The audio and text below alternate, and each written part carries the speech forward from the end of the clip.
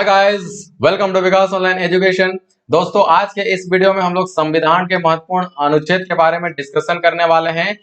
भारतीय संविधान में जितने भी इंपॉर्टेंट महत्वपूर्ण अनुच्छेद हैं, सभी के बारे में हम लोग डिस्कशन करने वाले हैं, जो कि एग्जाम में आ सकते हैं या फिर एग्जाम में पूछे जा चुके हैं। सभी के बारे में हम लोग डिस्कशन करेंगे दोस्तों। और आज का सेशन बहुत इंपॉर्टेंट, खास और यूनिक होने वाला है, क्योंकि सभी एग्जाम के लिए इंपॉर्टेंट है और सभी एग्जाम में 2 से 3 सवाल संविधान के बारे में पूछा ही जाता है दोस्तों। ठीक है दोस्तों, तो चलिए चलते हैं, स्टार्ट करते हैं। और स्टार्ट करने से पहले हम लोग कुछ संविधान के बारे में कुछ इंपॉर्टेंट बिंदु पर नजर डालते हैं दोस्तों।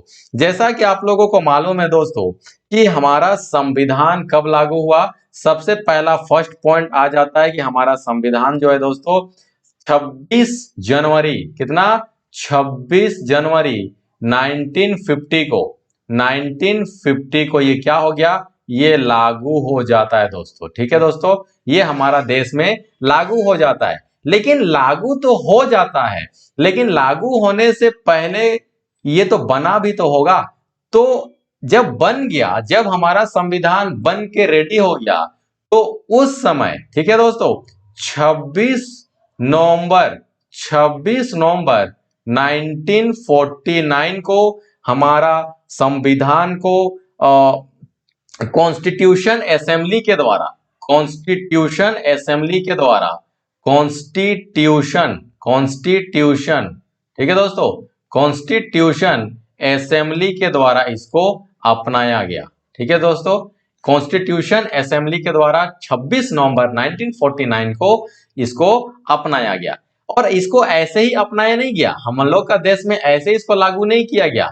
ठीक है दोस्तों, जब इसको लागू करने से पहले, संविधान को अपनाने से पहले टोटल 114 दिन क्या हुआ था दोस्तों, 114 दिन बहस हुआ था इसको लेकर के, संविधान को लेकर के, कि क्या इसमें अच्छाई है, क्या इसमें खराबी है। खराबी तो कुछ नहीं है, क्या अच्छाई है, किस जाति को क्या इसमें सुविधा दिया जाए, किस तरह का इसमें सुविधा दिया जाए जो देश के लोगों को अच्छाई होगा। तो सभी चीजों के बारे में और पक्ष और विपक्ष के बारे में यहाँ पे 114 दिन टोटल यहाँ पे बहस हुआ था दोस्तों। और तब ही जा करके इसको देश में लागू किया गया। और इसको बनाने का बात करें तो जब इसको लिखा जा रहा था तो 2 साल, ठीक है, 2 साल या फिर उसको बोल सकते हैं वर्ष, तो 2 साल 11 महीना और कितना दोस्तों, 18 दिन। ठीक है, 18 दिन इसको पूरा बनाने में लगाया गया। ठीक है, 2 साल 11 महीना और 18 दिन इसको लिखने में, बनाने में इसको लगा है दोस्तों। तब ही जाकर के हमारा संविधान ये पूरी तरीके से बन पाया। ठीक है दोस्तों, और ड्राफ्टिंग कमीशन का जो अध्यक्ष थे, ड्राफ्टिंग कमीशन का जो अध्यक्ष थे वो कौन थे दोस्तों, यहाँ पे BR अंबेडकर जी को बनाया गया था। और कुछ मूल बातों पे बात कर लिया जाए, जब यहाँ पे संविधान जब लागू हो गया हम लोग का देश में दोस्तों, तो उस समय टोटल 8 अनुसूचियां थी। ठीक है, अनुसूचियां कितना थी दोस्तों, अनुसूचियां थी कितना, 8। टोटल जो आर्टिकल थे 395 थे दोस्तों, 395 आर्टिकल थे। ओके, और बात करें तो 22 क्या था, भाग था। ठीक है दोस्तों, 22 भाग था। 8 अनुसूचियां थी, 395 आर्टिकल था, अनुच्छेद जिसको बोलते हैं, और 22 क्या था दोस्तों, भाग था। लेकिन जब आज का करंट में बात करें हम लोग, आज का करंट में बात करें तो यही अनुसूचियां कितना हो गया है, 12 हो गया है। 395 आर्टिकल जो है ये बन के हो चुका है आज के डेट में। करंट अगर बात करें हम लोग 19 जून, ठीक है दोस्तों, 19 जून 2021, 19 जून 2021 को अगर बात करें हम लोग तो 470 के करीबन आर्टिकल हो गया दोस्तों। एक्चुअल में 395 आर्टिकल ही है, लेकिन किसी में यहाँ पे जोड़ा गया है A B, ठीक है, क ख अ आ, तो इस तरीके से जोड़ करके वहां पे इसको क्या किया गया है, टोटल 470 के करीबन, हम एग्जैक्ट नहीं बोलते हैं, 470 के करीबन ये आर्टिकल अभी हो गया है। और ये 22 भाग से लेकर अभी कितना हो गया, 25 भाग हो गया है। और इसमें भी एक भाग को हटाया गया था और इसमें 4 भाग को जोड़ा गया है। तो इस तरीके से 25 हो गया है दोस्तों। और इसमें भी क ख अ आ इस टाइप से यहाँ पे भाग को किया गया है, जिसके कारण से यहाँ पे 25 भाग हो गया है दोस्तों। और हमारा संविधान जो है अनेक देशों का संविधान को पढ़ने के बाद, अनेक देशों का संविधान को पढ़ने के बाद में हमारा संविधान को बनाया गया दोस्तों। और सभी देशों का जो अच्छा ही अच्छा चीज है सभी को हम लोग का देश में यहाँ पे देश का संविधान में जोड़ा गया है, लिखा गया है। और हमारा संविधान ही सुप्रीम है। ठीक है दोस्तों, हमारा संविधान सर्वोपरि है, हमारा संविधान सबसे ऊपर है, यानी कि हमारा संविधान के ऊपर में कोई नहीं है। सबसे पहले संविधान, उसके बाद यहाँ पे कोई है दोस्तों। ठीक है दोस्तों, तो चलिए चलते हैं अब हम लोग इंपॉर्टेंट अनुच्छेद में चलते हैं और एग्जाम ओरिएंटेड, जो कि एग्जाम ओरिएंटेड है उसको हम लोग यहाँ पे देखते हैं दोस्तों। ठीक है, चलिए तो हम लोग के सामने में यहाँ पे फर्स्ट सवाल आ चुका है दोस्तों। चलिए इसको डिलीट करते हैं। चलिए यहाँ पे क्या बोल रहा है, संविधान के किस अनुच्छेद के अनुसार इंडिया अर्थात भारत का राज्यों का एक संघ होगा। संघ का नाम और राज्य का एरिया के बारे में बताया गया है। सही बात है दोस्तों। बहुत कोई बोलता है क्या कि भारत क्या है, एक देश है। नहीं नहीं, गलत है ये बात। भारत एक देश नहीं है। भारत क्या है, भारत राज्यों का एक संघ है। ऐसा बात नहीं था कि भारत पहले से ही भारत है, ऐसा बात नहीं है। ठीक है, पहले अंग्रेज हुआ करते थे यहाँ पे दोस्तों, और अंग्रेज यहाँ पे अलग अलग जगह पे अपना शिकंजा बनाए हुए थे। तो कुछ राजा यहाँ पे रहते थे, एक राजा का एरिया यहाँ था, एक राजा का एरिया यहाँ था, एक राजा का एरिया यहाँ था। इस तरीके से अलग अलग राजा लोग था। लेकिन जब भारत आजाद हो गया दोस्तों, जब 15 अगस्त 1947 को जब ये देश आजाद हो गया, तो सभी राजाओं को जोड़ करके, सभी राज्यों को जोड़ करके यहाँ पे एक संघ बनाया गया। और इसी संघ को बोला गया यहाँ पे इंडिया इंग्लिश में, और भारत हिंदी में, हिंदुस्तान हिंदी में। तो इस तरीके से भारत का यहाँ पे अनेक नाम है। तो पहला सवाल हम लोग के सामने में यहाँ पे ये है कि संविधान के किस अनुच्छेद में, ठीक है, किस अनुच्छेद में इंडिया अर्थात भारत राज्यों का एक संघ है दोस्तों। तो हो जाएगा अनुच्छेद नंबर पहला। चलिए नेक्स्ट हम लोग चलते हैं, संविधान के किस अनुच्छेद में नए राज्यों का प्रवेश या फिर स्थापना के बारे में बताया गया है। अगर मान लीजिए, देखिए संविधान बनाने वाले कितने दिमाग वाले थे। अगर मान लीजिए कि कल के डेट में कुछ नया राज्य को बनाना हो गया, नया राज्य को अपने देश में मतलब लाना हो गया, फिर से कोई राज्य को स्थापना करना हो गया, तो कैसे किया जाएगा। तो उसके लिए अनुच्छेद हम लोग को बताता है 2। ठीक है, चलिए नेक्स्ट हम लोग देखते हैं दोस्तों। नेक्स्ट हम लोग के सामने में यहाँ पे आ चुका है, संविधान के किस अनुच्छेद में नए राज्यों का निर्माण और वर्तमान राज्यों का एरिया का बारे में, सीमाओं के बारे में या फिर नाम का परिवर्तन करने की शक्ति के बारे में बताया गया है। ठीक है दोस्तों, तो संविधान के किस अनुच्छेद में नए राज्यों का निर्माण, ठीक है, नए राज्यों का निर्माण, वर्तमान जो राज्य है, जो ऑलरेडी राज्य है, उनका एरिया को बढ़ाने के लेकर के, एरिया को, सीमा को बढ़ाने कर लेकर के, या फिर नाम को परिवर्तन को लेकर के, यानी कि किसी भी राज्य का नाम को परिवर्तन करने का शक्ति के बारे में किस अनुच्छेद में दोस्तों। तो अनुच्छेद नंबर हो जाएगा 3rd, यानी कि तीसरा अनुच्छेद में ये सभी के बारे में जानकारी दिया गया है दोस्तों। चलिए नेक्स्ट हम लोग आ जाते हैं, संविधान के किस अनुच्छेद में संविधान के प्रारंभ के समय में नागरिकता के बारे में बतलाया गया है दोस्तों। यानी नागरिकता के बारे में हम लोग को जो जानकारी दिया गया है वो अनुच्छेद नंबर 4 की नागरिकता। देखिए दोस्तों, नागरिकता यहाँ पे सभी के बारे में अलग, नागरिकता हम लोग अलग अलग तरीके से ले सकते हैं। पहली बात तो नागरिकता यहाँ पे जन्म से ले सकते हैं। अगर भारत देश में अगर आपका जन्म हुआ है तो आप यहाँ पे नागरिक हैं। अगर दूसरा बात करें तो आपका वंश, यानी कि वंश और परंपरागत के द्वारा आप ले सकते हैं, वंश के द्वारा। अगर आपका वंशज पहले से यहाँ पे है और अगर आप यहाँ पे जन्म लिए हैं तो आपका वंश के अकॉर्डिंग भी आप यहाँ पे नागरिकता ले सकते हैं। तीसरा अगर बात करें दोस्तों, तो यहाँ पे आपका अगर यहाँ का अगर आपका प्रमाण पत्र है, ठीक है, यहाँ का अगर आपका कोई भी वैलिड आईडी है, ठीक है, प्रमाण पत्र पत्र के आधार से भी हम लोग क्या ले सकते हैं, और यहाँ का नागरिकता को ले सकते हैं दोस्तों। ठीक है, और हम लोग ले सकते हैं भूमि विस्तार के द्वारा। ठीक है, तो यहाँ पे हम लोग इस तरीके से प्रमाण पत्रों के द्वारा भी ले सकते हैं। ठीक है, तो इसके अंतर्गत भी बहुत सारा यहाँ पे है, प्रमाण पत्रों के आधार से भी यहाँ पे बहुत सारा यहाँ पे है। जैसे कि यहाँ पे कुछ बात करना चाहते हैं कि वो व्यक्ति भी यहाँ पे नागरिकता ले सकते हैं जो कि यहाँ पे जो वे व्यक्ति जो कि पंजीकरण, ठीक है, प्रार्थना पत्र की तिथि से 6 माह पूर्व भारत में रहे हो। ठीक है, तो उस समय यहाँ पर आप नागरिकता ले सकते हैं। जैसे कि मान लीजिए कि जब भारत का जब विभाजन हो रहा था, जब भारत और पाकिस्तान का जब विभाजन हो रहा था, तो भारत जब 2 भाग में बंट रहा था, भारत और पाकिस्तान में, तो उस समय यदि आप यहाँ पे रह रहे थे तो उस समय भी आपको नागरिकता दिया जा सकता है। ठीक है, तो यहाँ पे अगर मान लीजिए, और ऐसे भी ले सकते हैं कि भारतीय नागरिकता के नाबालिग बच्चे भी यहाँ पे नागरिकता ले सकते हैं। तो यहाँ पे बहुत तरीके से आप नागरिकता को ले सकते हैं। तो नागरिकता को लेकर के यहाँ पे अनुच्छेद नंबर 4 में भी यहाँ पे बताया गया। चलिए नेक्स्ट हम लोग देखते हैं दोस्तों।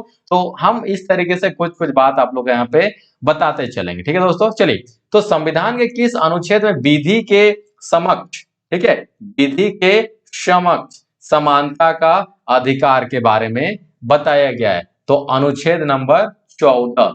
तो अनुच्छेद नंबर 14 में क्या हो जाएगा दोस्तों?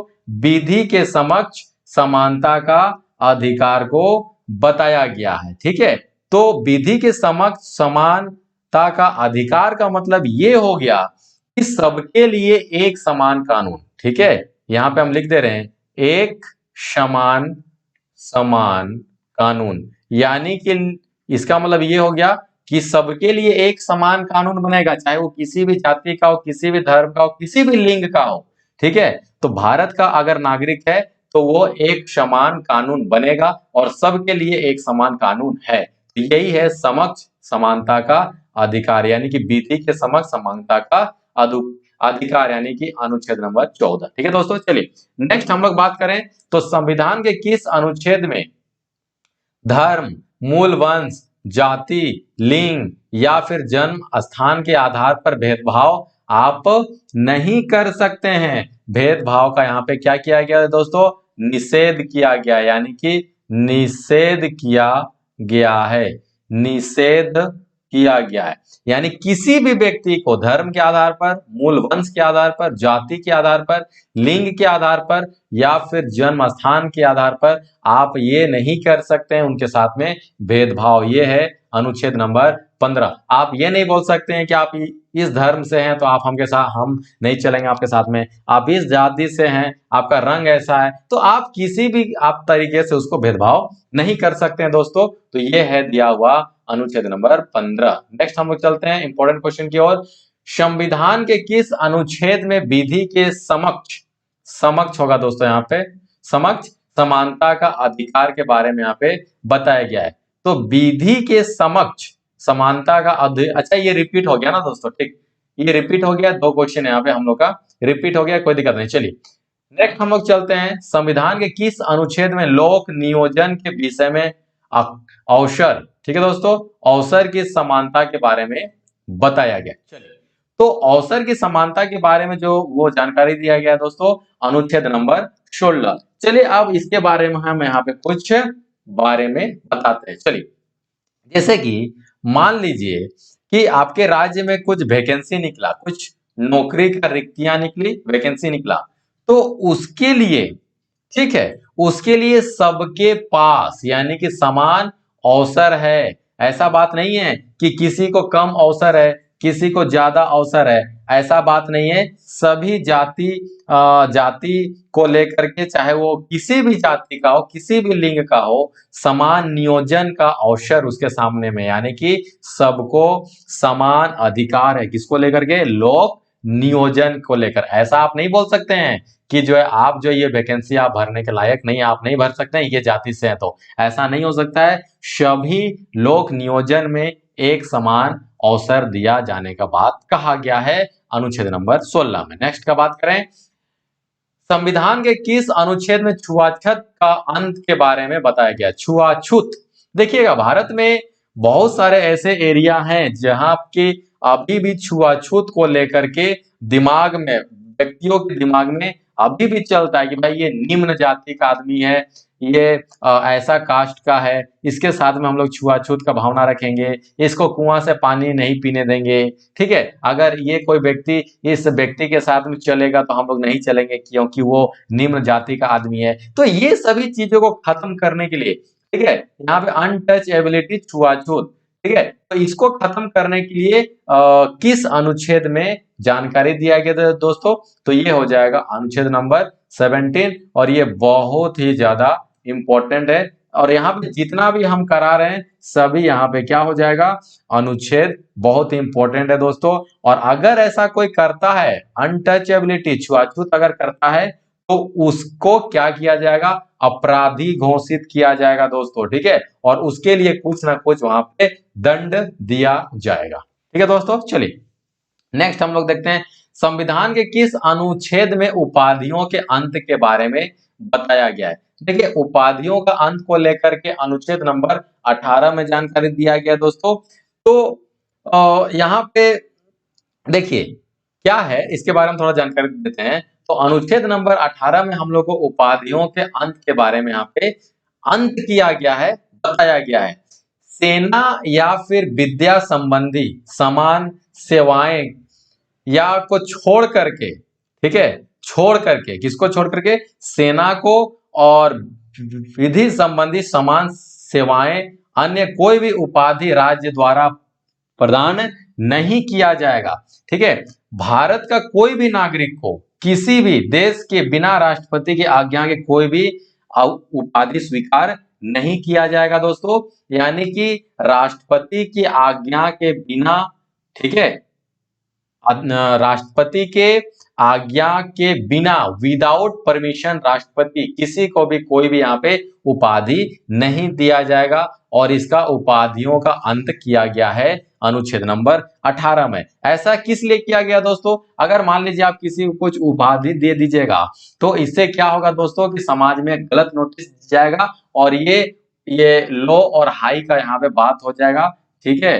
तो इसलिए इसको अनुच्छेद को 18 में ये जानकारी दिया गया है कि उपाधियों का अंत, ठीक है। चलिए नेक्स्ट हम लोग जानकारी लेते हैं। नेक्स्ट क्वेश्चन 10वां नंबर, संविधान के किस अनुच्छेद में वाक स्वतंत्रता यानी कि बोलने की आजादी, ठीक है, विषयों के बारे में अधिकार का संरक्षण दिया गया है? ठीक है, वाक, स्पीच यानी कि बोलने का आजादी, स्पीच, स्पीच टू फ्रीडम, ठीक है, तो इसको आप बोल सकते हैं फ्रीडम टू स्पीच यानी कि बोलने का आजादी। आपको बोलने का आजादी दिया गया, इसका मतलब ये नहीं हुआ कि आप कुछ भी बोल सकते हैं। तो बोलने का आजादी है, अपना स्टेटमेंट को रखने का आजादी, आपको जबरदस्ती कोई भी चुप नहीं कराएगा। तो इसके बारे में वहां पे जानकारी दिया गया दोस्तों अनुच्छेद नंबर 19। और एक बात जान लीजिएगा, अनुच्छेद नंबर 19 को उसी को बोलते हैं ए, ठीक है, प्रेस, प्रेस का स्वतंत्रता, ठीक है, का स्वतंत्रता के बारे में भी बताया गया है। और 19 अ में ही, ठीक है, इसका अनुच्छेद, ठीक है, इन लोगों को स्वतंत्रता दिया गया है, ठीक है दोस्तों। तो बोलने का आजादी किसमें? 19 में। और यहाँ पे रिपोर्टर लोग को, प्रेस रिपोर्टर लोग को, ठीक है, आजादी दिया गया 19 को में, ठीक है दोस्तों। चलिए नेक्स्ट हम लोग बात कर लेते हैं। देखिए जो बात यहाँ पे हम बोले तो वही आ गया ना, प्रेस की स्वतंत्रता किस अनुच्छेद में बताया गया दोस्तों? तो वो हो जाएगा 19 यहाँ पे ए में यानी क में, ठीक है दोस्तों।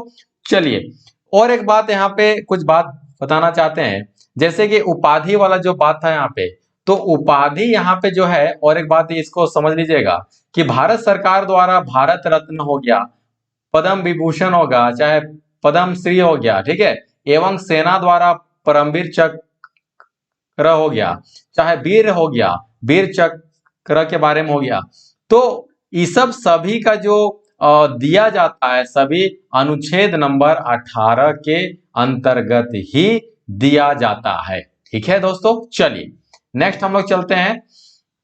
नेक्स्ट हम लोग के सामने में आ चुका है संविधान के किस अनुच्छेद में अपराधियों के लिए दोषसिद्ध के संबंध में संरक्षण के बारे में बताया गया है दोस्तों। यानी कि संविधान के किस अनुच्छेद में, ठीक है दोस्तों, अपराधियों के लिए दोषसिद्ध के संबंध में जानकारी दी गई, संरक्षण के बारे में वहां पे, संरक्षण के बारे में वहां पे जानकारी दिया गया है। तो अनुच्छेद नंबर कितना हो जाएगा दोस्तों? अनुच्छेद नंबर यहाँ पे हो जाएगा 20। यानी कि अनुच्छेद नंबर 20 में हम लोग को ये जानकारी दिया गया है कि अपराधियों के लिए दोषसिद्ध के संबंध में संरक्षण। अब इसमें हम लोग कुछ यहाँ पे जानकारी ले सकते हैं दोस्तों, इसमें क्या क्या है, क्या क्या ऐसा संरक्षण है जो कि अपराधियों को यहाँ पे दोषसिद्ध के संबंध में दिया गया है। तो यहाँ पे आप जान सकते हैं किसी भी व्यक्ति को एक अपराध के लिए बस एक ही बार उसको सजा मिलेगा।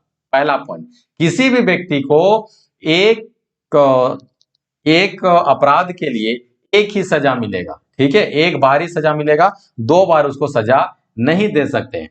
दूसरी बात कि अपराध करने के समय में जो कानून बना है, अपराध करने के समय में जो कानून बना है वही कानून के अंतर्गत आप उसको सजा दे सकते हैं। ऐसा नहीं कि आप मान लीजिए कि 2005 में वहां पे वो अपराध किया तो, और जब उसको सजा देने का बात आया 2010 में, ठीक है, तो 2010 के अकॉर्डिंग उसको आप सजा देंगे, नहीं, 2005 में जैसा कानून था इस अपराध को लेकर के जो सजा था उसी के बारे में आप यहाँ पे सजा दे सकते हैं। चलिए, और यहाँ पे अगर थर्ड बात करें तो किसी भी व्यक्ति को अपने द्वारा, ठीक है, अपने विरोध न्यायालय में गवाही देने का किसी बाध्य नहीं किया जा सकता, यानी जबरदस्ती आप उसको गवाही नहीं दिला सकते हैं। तो ये सब कुछ यहाँ पे क्या है दोस्तों? संरक्षण है। चलिए नेक्स्ट हम लोग बात करें संविधान के किस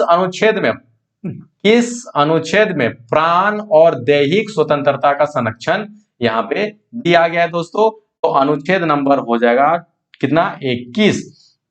देखिए यहाँ पे 21 अनुच्छेद में हम लोग को यह भी जानकारी दिया गया है दोस्तों कि किसी भी व्यक्ति को विधि द्वारा स्थापित, ठीक है, जो मेथड है उसके जीवन और स्वतंत्रता के बारे में वंचित नहीं किया जा सकता है। यानी विधि द्वारा जो स्थापित है, जो उसका स्वतंत्रता है, ठीक है, उसको आप छीन नहीं सकते हैं दोस्तों। और एक बात याद रखिएगा यहाँ पे कि किसी भी स्थिति में अनुच्छेद नंबर 20 और अनुच्छेद नंबर 21 ये समाप्त नहीं किया जा सकता है, चाहे वो क्यों ना क्यों 352 यहाँ पे लगा हो इमरजेंसी, यानी कि नेशनल इमरजेंसी अगर लगा हुआ है फिर भी आप 352 अनुच्छेद मतलब लगा हुआ है फिर भी आप 20 और 21 अनुच्छेद को समाप्त नहीं कर सकते हैं। यानी कि जीने का स्वतंत्रता और अपने आप को संरक्षण करने का स्वतंत्रता किसी से भी आप नहीं छीन सकते हैं। ये संविधान हम लोग को यहाँ पे स्वतंत्रता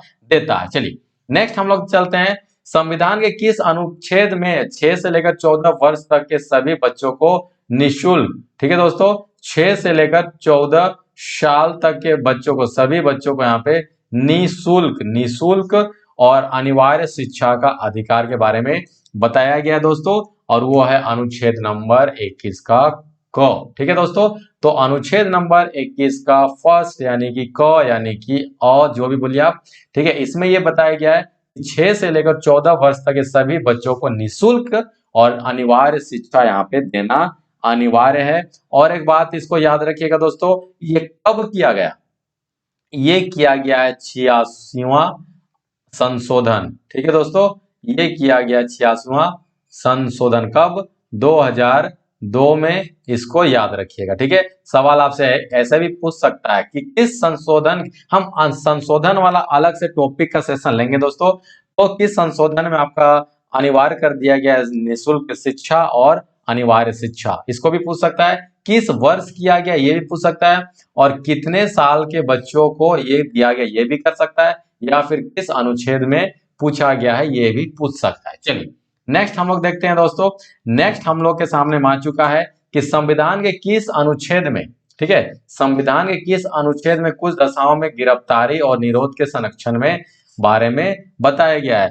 तो यहाँ पे गिरफ्तारी को लेकर के अनुच्छेद नंबर 22 अनुच्छेद नंबर 22 में यहाँ पे गिरफ्तारी के दशाओं में गिरफ्तारी से संबंध में संरक्षण यहाँ पे दिया गया है दोस्तों। तो चलिए बात करते हैं यहाँ पे कि क्या क्या संरक्षण यहाँ पे दिया गया है दोस्तों। तो यहाँ पे किसी भी व्यक्ति को आप गिरफ्तार करने के संरक्षण में आप यहाँ पे बात कर सकते हैं। तो सबसे पहला बात कि आप उस व्यक्ति को क्यों हिरासत में ले रहे हैं, ठीक है, उस व्यक्ति को क्यों गिरफ्तार कर रहे हैं उसके बारे में जानकारी उसको देना होगा। दूसरी बात, हम यहाँ पे लिख नहीं रहे हैं क्योंकि लिखने में बहुत टाइम लग जाएगा दोस्तों, ठीक है, कि बहुत क्वेश्चन इंपॉर्टेंट है यहाँ पे। और दूसरी बात ये कि 24 घंटे के अंदर, ठीक है, 24 घंटे के अंदर उसके सामने में, किसके सामने, दंडाधिकारी के सामने में पेश करना होगा, लेकिन आने जाने का समय को छोड़ करके, यानी कि लाने ले जाने में जितना टाइम लगा उसको छोड़ करके 24 घंटे के अंदर में दंड अधिकारी, जो जिला के दंड अधिकारी होते हैं, उसके सामने में उसको पेश करना होगा, ठीक है। और तीसरा बात ये हो सकता है, ये है दोस्तों कि अपने पसंद के वकील की सलाह लेने का अधिकार है, किसको, जिसको आप गिरफ्तार किए हैं उसके लिए आपको एक क्या करना होगा, वकील का व्यवस्था करना होगा, और वो भी वहां पे अपना वकील से वो बात कर सकता है दोस्तों। तो यहाँ पे कुछ इस तरीके से यहाँ पे क्या किया गया है, संरक्षण के बारे में बात किया गया दोस्तों। चलिए नेक्स्ट हम लोग बात करें, नेक्स्ट हम लोग के सामने में यहाँ पे आ चुका है क्वेश्चन। चलिए अब बात करते हैं, संविधान के किस अनुच्छेद में मानव का दुर्व्यवहार और बेगार तथा इसी प्रकार का जो कि बच्चों लोग से यहाँ पे जो काम करवाता है, तो इस सब के बारे में यहाँ पे बतलाया गया है। तो आप यहाँ पे किस अनुच्छेद में दोस्तों, अनुच्छेद नंबर 23 में, ठीक है। चलिए तो अनुच्छेद नंबर 23 में हम लोग को ये जानकारी दिया गया है दोस्तों कि किसी भी 23 में ये जानकारी दिया गया है, किसी भी मानव का दुर्व्यवहार आप नहीं कर सकते हैं, किसी भी तरीके से आप उसका दुर्व्यवहार नहीं कर सकते। दुर्व्यवहार बोलने का मतलब ये हो गया कि किसी भी व्यक्ति को आप खरीद बिक्री नहीं कर सकते। देखते हैं ना, बहुत सारे इलाकों में लड़कियों का खरीद बिक्री होता है, खरीद के बेच देता है, तो खरीद बिक्री नहीं कर सकते हैं। बेगारी तथा इसी तरीके का आप कुछ जबरदस्ती नहीं कर सकते हैं, ठीक है, आप उससे जबरदस्ती कुछ काम नहीं करवा सकते हैं। तो इस तरीके का आप नहीं करवा सकते हैं। अगर आप इस तरह करवाते हैं तो आप जो है दंड के भागीदार बनेंगे। तो ये सब बातें कहां पे, अनुच्छेद नंबर 23 में जानकारी दिया गया है। नेक्स्ट हम लोग बात करें दोस्तों, संविधान के किस अनुच्छेद में कारखानों आदि में बालकों, ठीक है, बालकों के नियोजन का प्रतिरोध के बारे में यहाँ पे बताया गया दोस्तों। तो प्रतिषेध है, यहाँ पे प्रतिषेध कीजिएगा इसको, ठीक है, प्रतिरोध जहां पर भी आएगा ना, टाइपिंग मिस्टेक है दोस्तों ये, और प्रतिरोध के जगह पे प्रतिषेध है, ठीक है दोस्तों। चलिए तो संविधान के किस अनुच्छेद में कारखानों आदि में बालकों के नियोजन का प्रतिषेध के बारे में बतलाया गया है। तो आर्टिकल कौन सा होगा दोस्तों, अनुच्छेद नंबर 24। तो अनुच्छेद नंबर 24 में हम लोग को यह बताया गया है, ठीक है, 14 वर्ष से कम, ठीक है दोस्तों। तो 14 वर्ष से कम, कितना, 14 वर्ष से कम जो भी बच्चा लोग है उन लोगों को किसी भी तरीके से, चाहे वो कारखानों में हो, चाहे वो किसी भी तरीके से काम करवाने के संबंध में आप उसको काम नहीं करवा सकते हैं। कितना, 14 वर्ष से कम बच्चों को काम पे आप नहीं लगा सकते हैं किसी भी कारखाना में। अगर आप इस तरीके करते हैं तो आप अपराधी घोषित किए जाएंगे, ठीक है दोस्तों। चलिए नेक्स्ट हम लोग चलते हैं, संविधान के किस अनुच्छेद में अंतःकरण, ठीक है दोस्तों, अंतःकरण, ठीक है, अंतःकरण की और धर्म के आबाद से मनाने और प्रचार करने की स्वतंत्रता के बारे में बताया गया है। अनुच्छेद नंबर कितना, 25। देखिए यहाँ पे क्या बोला गया है दोस्तों कि अनुच्छेद नंबर 25 में हम लोग को यह जानकारी दिया गया है कि किसी भी व्यक्ति को, कोई भी व्यक्ति किसी भी धर्म को मान सकता है और अपना धर्म के बारे में उसको एडवर्टाइज भी कर सकता है। आप हिंदू धर्म को मानिए कोई दिक्कत नहीं, आप मुस्लिम धर्म को मानिए कोई दिक्कत नहीं, आप किसी भी धर्म को मानने का आपका स्वतंत्रता दिया जाता है अनुच्छेद नंबर 25 में, जो कि भारतीय संविधान में लिखा हुआ है। ऐसा कोई जबरन जबरदस्ती नहीं है कि आप यही धर्म को मानिए, ऐसा कुछ नहीं है। आप किसी भी धर्म को मान सकते हैं और धर्म को मानने के साथ में उसका एडवर्टाइज को भी कर सकते हैं दोस्तों, ठीक है। चलिए नेक्स्ट हम लोग देखते हैं। नेक्स्ट हम लोग संविधान के किस अनुच्छेद में अल्पसंख्यक वर्गों के हितों के संरक्षण के बारे में बताया गया है। तो अल्पसंख्या का मतलब ये हो गया, अल्पसंख्या मतलब हो गया अनुच्छेद नंबर 29। अल्पसंख्या का मतलब हो गया जो संख्या में कम है, अल्प है। अल्प का मतलब हो गया कम, ठीक है, जिसको भी हम लोग बोलते हैं माइनोरिटी, ठीक है, माइनोरिटी, ठीक है। तो माइनॉरिटी, तो अल्पसंख्यक क्या संविधान के किस अनुच्छेद में अल्पसंख्यक वर्गों के हितों का संरक्षण के बारे में बताया गया है। यानी कि जो जाति अल्प है, ठीक है, तो उन लोग को यहाँ पे क्या दिया जाएगा, संरक्षण दिया जाएगा, ठीक है। तो इसके बारे में कुछ बात कर लेते हैं। कोई भी अल्पसंख्यक वर्ग अपनी भाषा, लिपि, संस्कृति और सुरक्षित रख सकता है, ठीक है। और केवल भाषा, जाति, धर्म और संस्कृति के आधार पर उसे किसी भी सरकारी शैक्षिक संस्था में प्रवेश से नहीं रोका जा सकता है। किसको, अल्पसंख्यक को।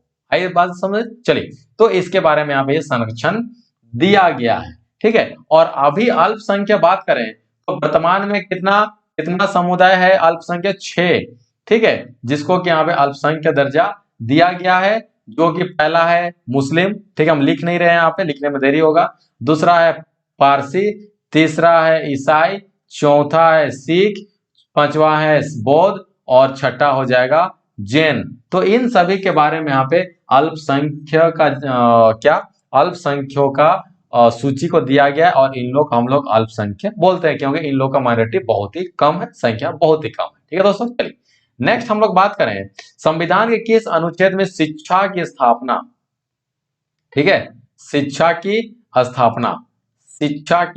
स्थापना और प्रसारण करने का अल्पसंख्यक वर्गों का अधिकार के बताया गया है। तो ये है अनुच्छेद नंबर 30, ठीक है। तो अनुच्छेद नंबर 30 में हम लोग को क्या बोला गया है कि कोई भी अल्पसंख्यक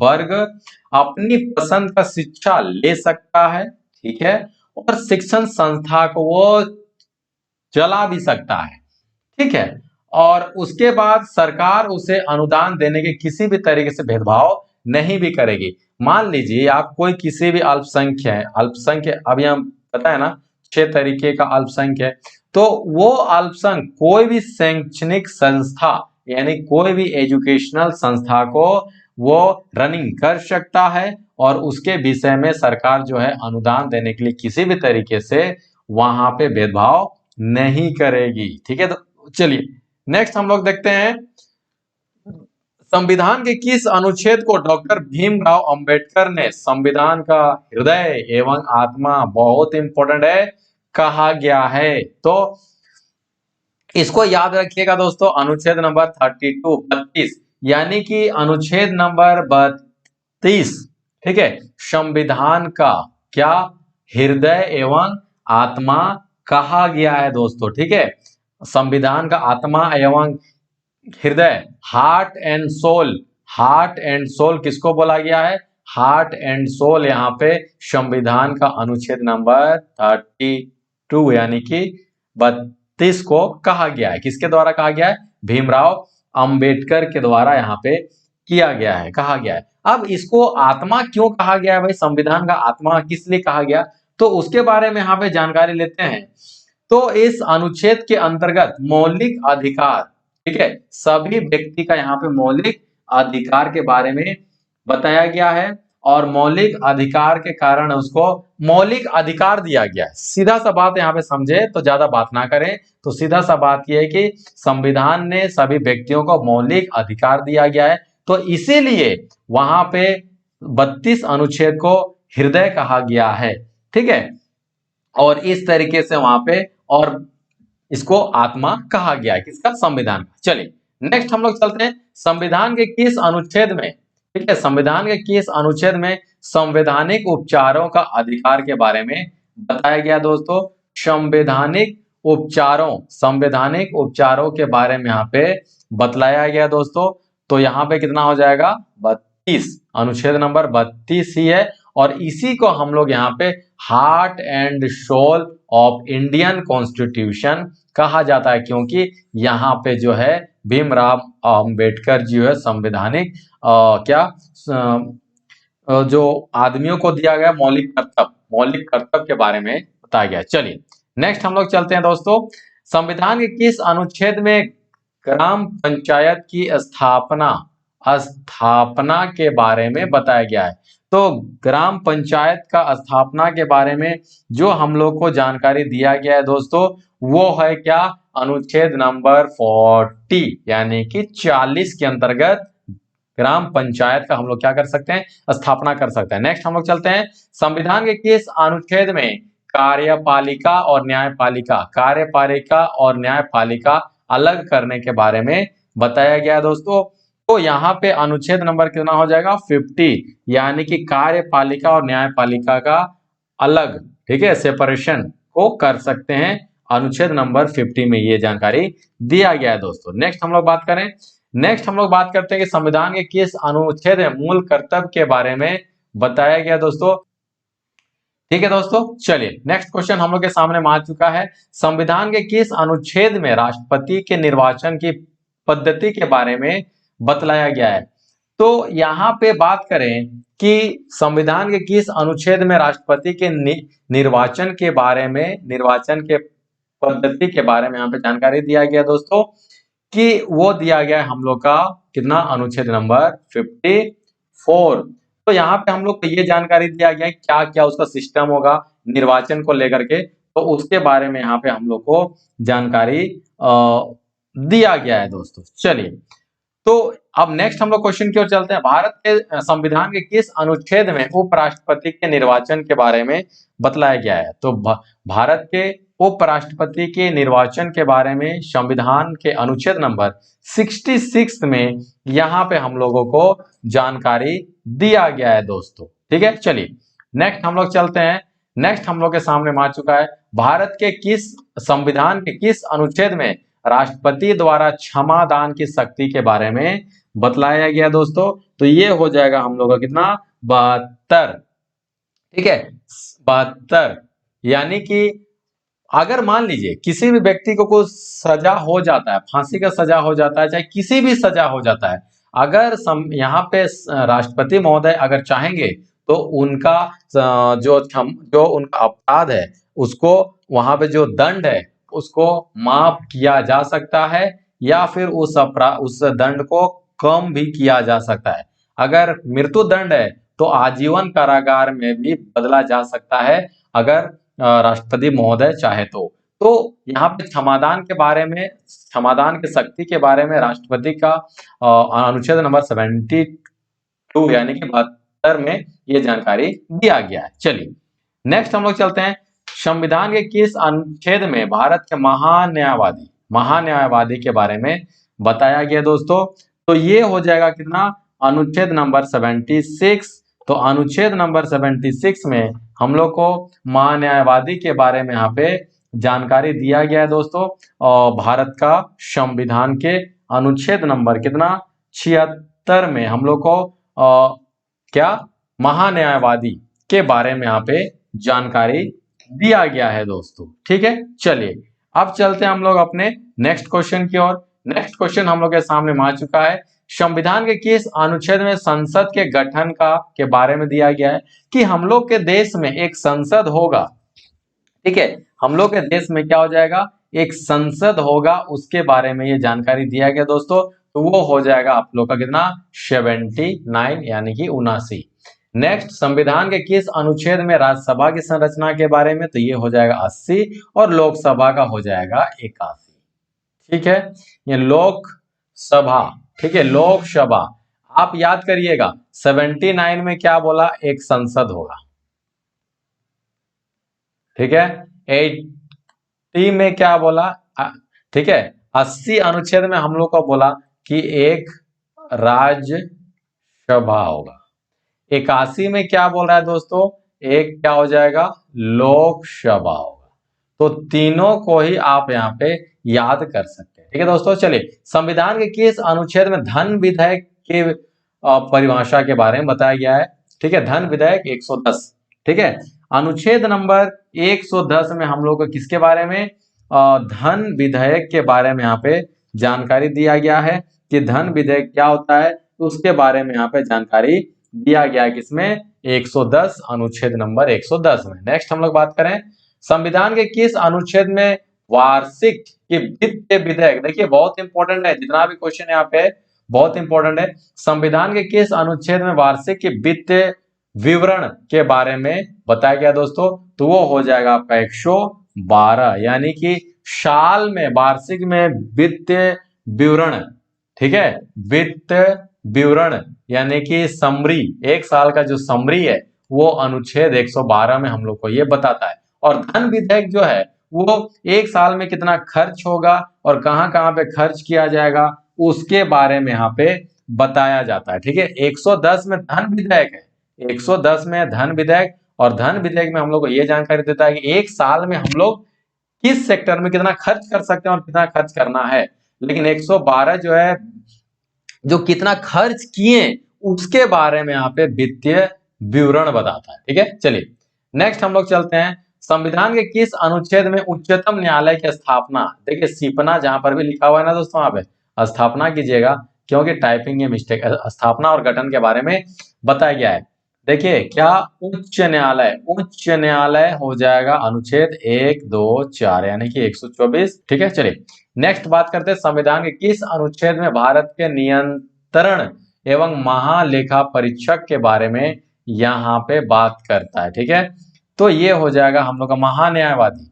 ठीक है, यहाँ पे भारत के नियंत्रक एवं महालेखा परीक्षक, ठीक है, महालेखा परीक्षक क्या हो जाएगा, अनुच्छेद नंबर 148। अनुच्छेद नंबर 148 में हम लोग को किसके बारे में जानकारी देता है दोस्तों, हम लोग को भारत के नियंत्रक और महालेखा परीक्षक के बारे में हम लोग को ये जानकारी देता है, जो कि अनुच्छेद नंबर कितना है दोस्तों, अनुच्छेद नंबर 148 है। यहां तक समझ में आ गया दोस्तों। चलिए अब हम लोग चलते हैं नेक्स्ट क्वेश्चन की ओर। संविधान के किस अनुच्छेद में राज्यसभा की नियुक्ति के बारे में बतलाया गया है, यानी कि संविधान के किस अनुच्छेद में राज्यसभा की नियुक्ति के बारे में बतलाया गया दोस्तों, तो नियुक्ति के बारे में वो हो जाएगा 55, यानी राज्यसभा की नियुक्ति के बारे में अनुच्छेद नंबर 55 में हम लोग को यहाँ पे जानकारी दिया गया है दोस्तों। ठीक है, चलिए नेक्स्ट हम लोग आ जाते हैं संविधान के किस अनुच्छेद में राज्य के महाधिवक्ता के बारे में वो बतलाया गया, तो राज्य का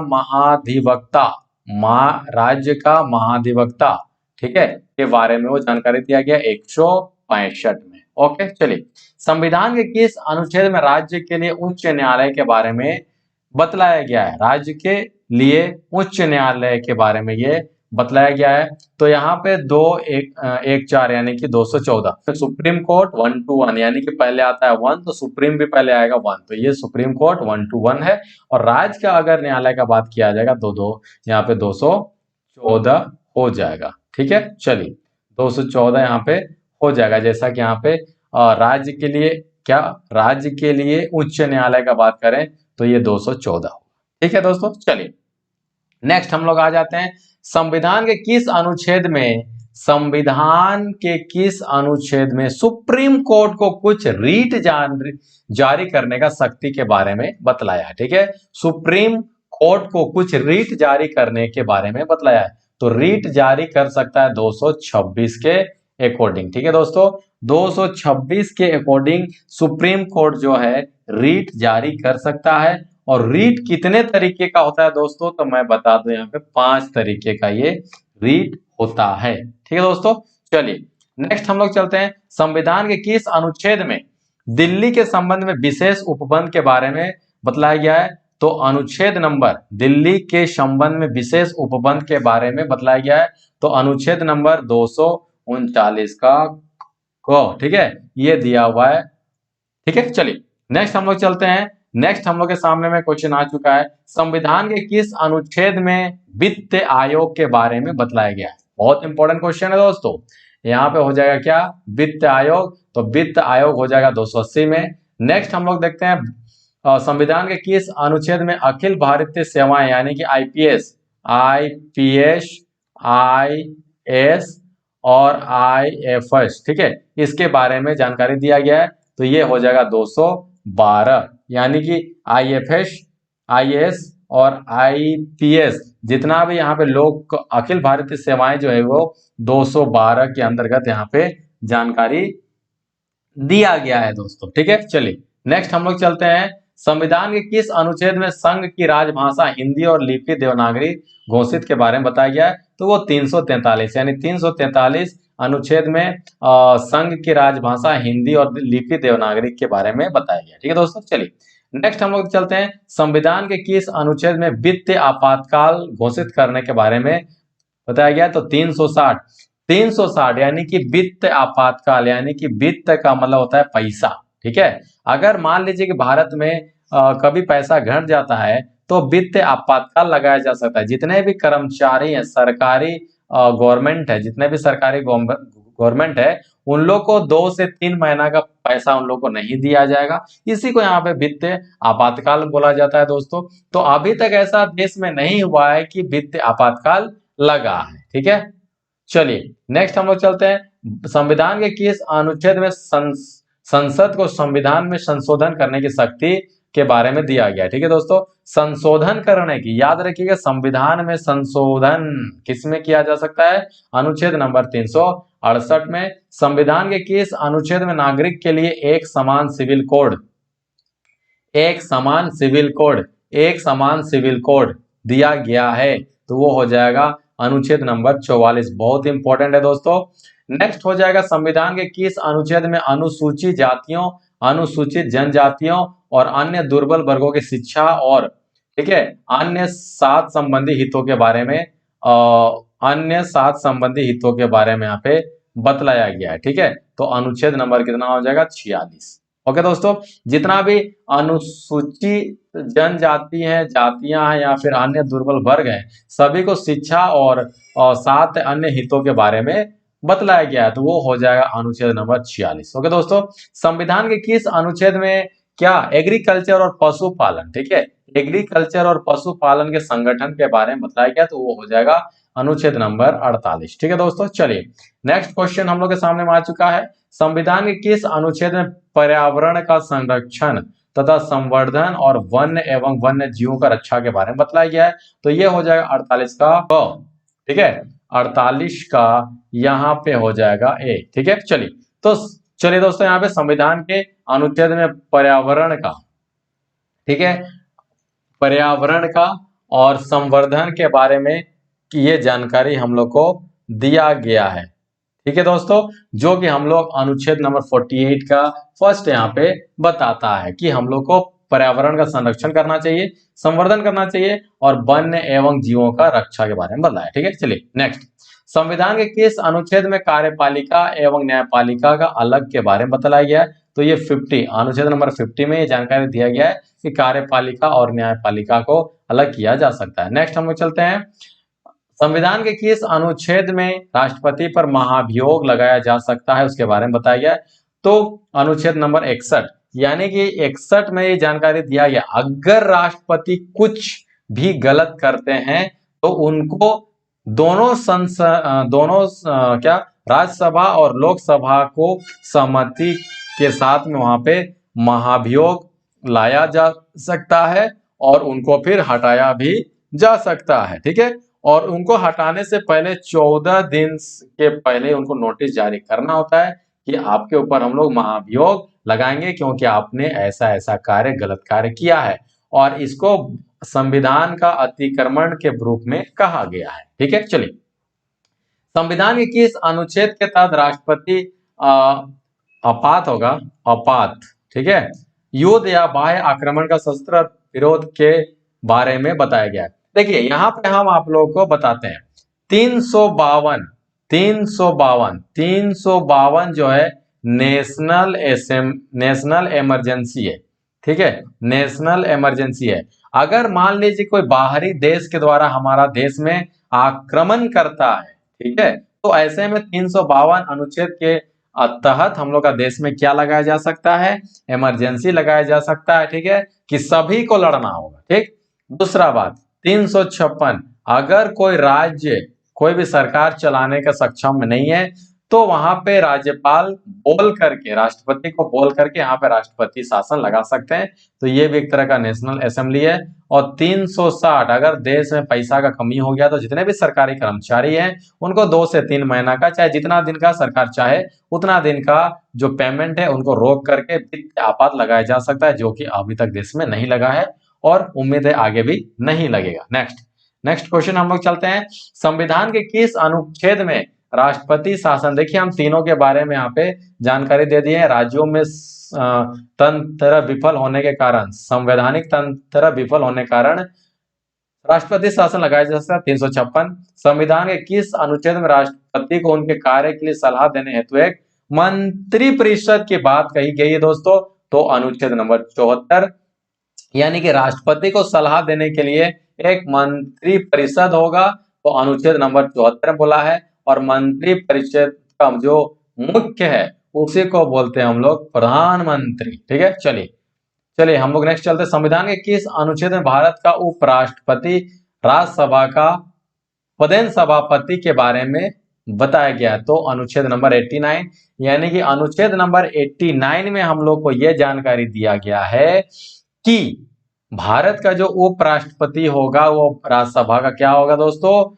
पदेन सभापति होगा। और उपराष्ट्रपति का पेमेंट नहीं दिया जाता है, उपराष्ट्रपति को पदेन सभापति का काम करने के लिए उनको पेमेंट दिया जाता है। ठीक है दोस्तों, चलिए नेक्स्ट हम लोग चलते हैं। संविधान के किस अनुच्छेद में राष्ट्रपति के कार्य और शक्ति के बारे में बताया गया है, तो वो हो जाएगा 53। नेक्स्ट हम लोग चलते हैं। संविधान के किस अनुच्छेद में संयुक्त अधिवेशन के बारे में बताया गया है, यानी कि राज्यसभा और लोकसभा जॉइंट अधिवेशन के बारे में बताया गया है कि एक साथ उन लोग बैठक कर सकते हैं और ये राष्ट्रपति यहाँ पे करवाते हैं, तो ये हो जाएगा 108। नेक्स्ट, संविधान के किस अनुच्छेद में राष्ट्रपति सुप्रीम कोर्ट से सलाह ले सकता है लेकिन मानना कोई जरूरी नहीं है, वो हो जाएगा 143।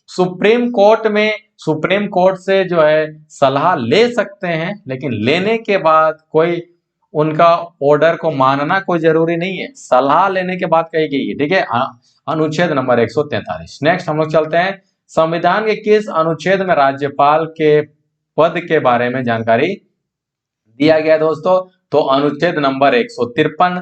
ठीक है, चलिए संविधान के किस अनुच्छेद में राष्ट्रपति के निर्वाचन के बारे में बताया गया है, तो निर्वाचन के बारे में यहाँ पे हो जाएगा 155।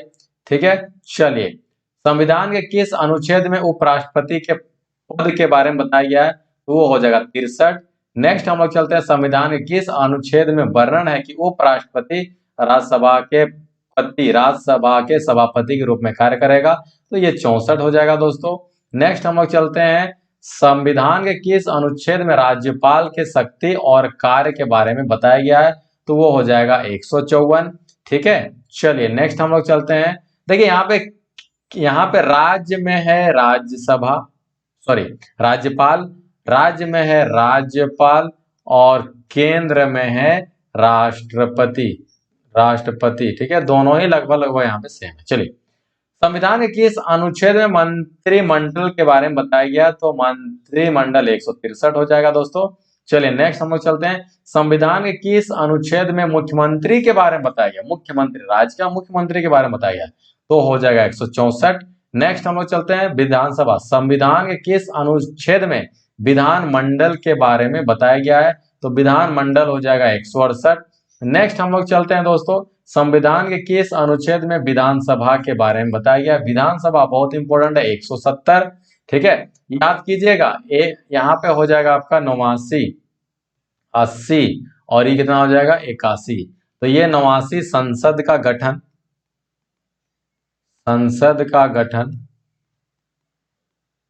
80 हो जाएगा आपका क्या, राज्यसभा और 81 क्या हो जाएगा लोक सभा, और 170 क्या हो जाएगा, विधानसभा। ठीक है, और उसी तरीके से विधान परिषद के बारे में 175 में जानकारी दिया गया है, और संविधान के किस अनुच्छेद में लेखानुदान की शक्ति और कार्य के बारे में बताया गया दोस्तों, तो 116 में जानकारी दिया गया है। संविधान के किस अनुच्छेद में वित्त विधेयक के बारे में बताया गया, तो 117। धन विधेयक हो जाएगा 110। ठीक है, धन विधेयक हो जाएगा 110 और वित्त विधेयक हो जाएगा 117। चलिए नेक्स्ट हम लोग चलते हैं, संविधान के किस अनुच्छेद में एससी के बारे में अधिकारों का वर्णन, एससी मतलब सुप्रीम कोर्ट, यह दिया गया 131 में। संविधान के किस अनुच्छेद में हाई कोर्ट का गठन के बारे में बताया गया, तो यह हो जाएगा आपका 216 हाई कोर्ट। ठीक है, हाई कोर्ट 216। चलिए, संविधान के किस अनुच्छेद में राज्य सूची विषय पर कानून बनाने की शक्ति के बारे में बताया गया है। देखिए, राज्य सूची और केंद्र सूची होता है। ठीक है, कानून दो तरीके से बनता है। अगर यहाँ पे देखिए, राज्य सूची में राज्य सरकार अपना नियम बना सकती है, राज्य सरकार। ठीक है, राज्य सरकार अपना नियम को बना सकती है।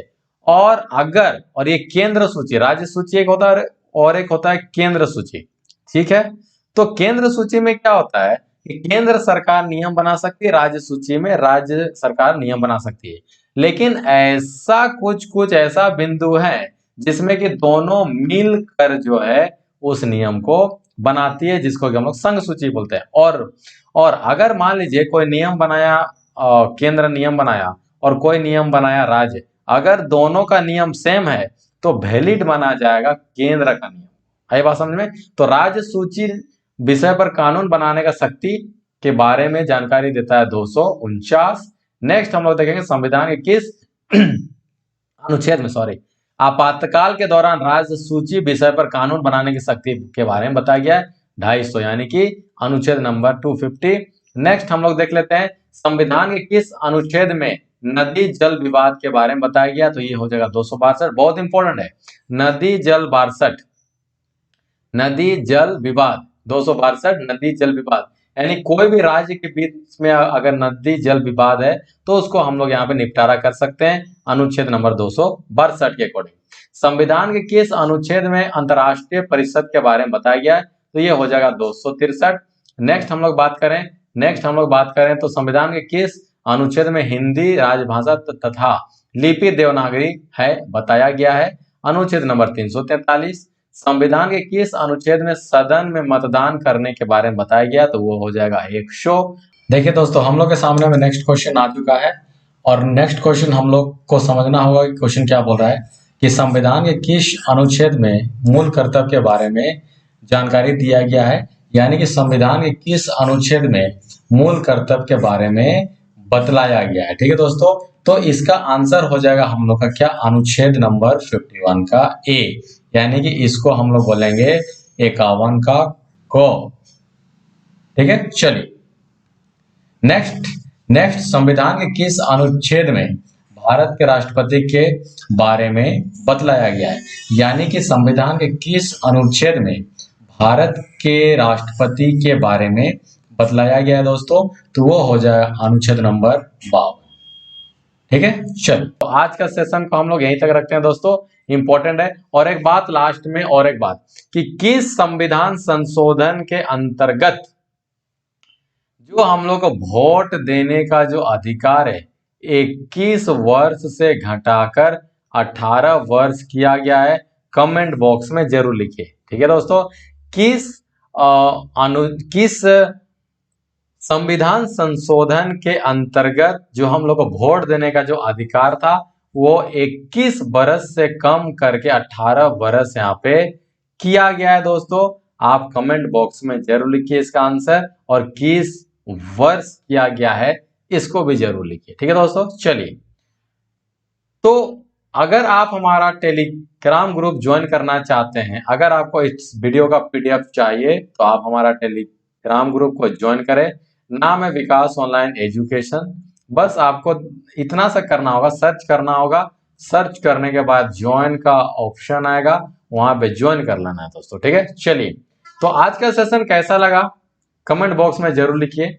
अगर वीडियो अच्छा लगा होगा एक लाइक जरूर कर दीजिए, दोस्तों तक ज्यादा से ज्यादा शेयर कर दीजिए और चैनल में नए हैं तो सब्सक्राइब कर लीजिए। ठीक है दोस्तों, तो चलिए मिलते हैं नेक्स्ट वीडियो में कुछ इंटरेस्टिंग इंपॉर्टेंट टॉपिक को लेकर के आते हैं। जय हिंद, जय भारत, तब तक के लिए नमस्कार।